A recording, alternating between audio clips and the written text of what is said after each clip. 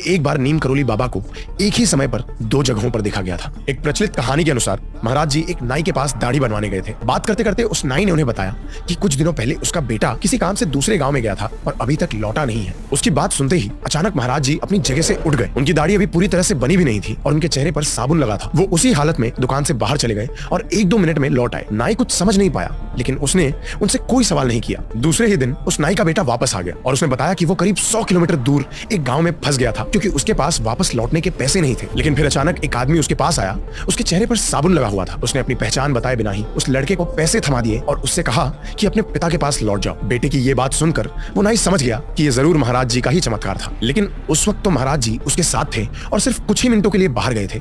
तो ऐसा कैसे हो सकता है? इसका जवाब छुपा है एक ऐसे कॉन्सेप्ट में जिसे आज भी कोई पूरी तरह से समझ नहीं पाया, टेलीपोर्टेशन। आसान शब्दों में समझा जाए तो एक जगह से गायब होकर दूसरी जगह पर पहुंच जाना। वैदिक टेक्स्ट में